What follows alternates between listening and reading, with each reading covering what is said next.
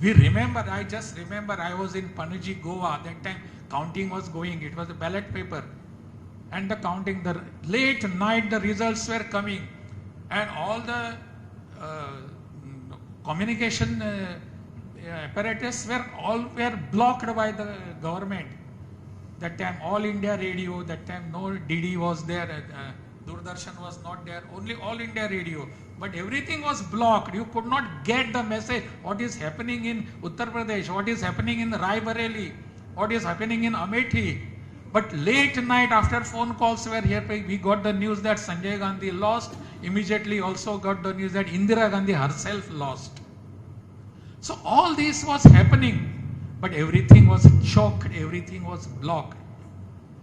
And during the emergency, what our honorable governors were discussing regarding the provisions in the constitution, everybody, even Honorable Justice Abdul Nazirji also must have been pained for this.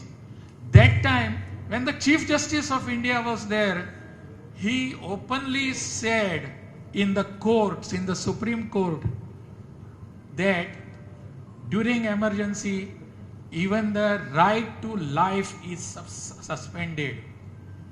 Government officer can come and kill you, shoot you anytime without giving any reason. Right to life is also suspended. And that was accepted. That time A.N. Ray was the Chief Justice of India. All this was happening under the banner of democracy. All this was happening under the banner of welfare to the people. It was exactly the opposite. Now we are here, we are celebrating this. We must be thankful to the people of India that they have given us back the democracy. And this also should be there. In Kerala, there is some discussion going that children in the school curriculum, they must be given some curriculum.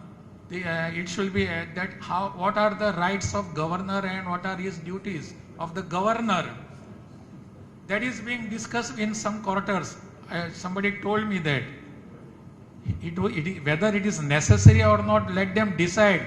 But it is very much necessary to introduce all these atrocities committed by the people then, those who were governor, those who were ruling this country. All those atrocities have to be recorded in our curriculum. It has to be into our syllabus. Let the next generation know what was happening in this country. It is said that vigilance is the best virtue. We must be vigilant all the time, not to just reread and again the history, what was happening that time, just to be ourselves vigilant, so that nobody in the future will dare to clamp emergency in this country. That is what we need. These two books, that is, another is a Shah Commission's report, which was, very rightly the caption has been given, buried report. It is buried now. But the findings of Shah Commission's report should be brought before the public. What happened, why happened, who made it? And that has to be discussed very widely by all people. We must understand this.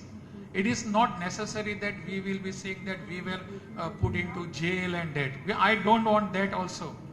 But the next generation must know who were responsible for these atrocities in this country, who were responsible to claim for clamping emergency in this country, who were responsible to destroy democracy in this country. That should be known to our next generation. That is the reason why such things should come into our syllabus. This book, these two books will guide us forever. I am very much thankful to Sridharan Pilleji for having brought this particular document, a very right-forth document before us, so that we will read this. I request all of you to go through both the books and understand what the situation that time and why it should not come again to this country again. I thank all of you here for having come and witnessed this fantastic program. I thank both the governors, all the dignitaries on the dais and here also, and again I thank you, Nanni.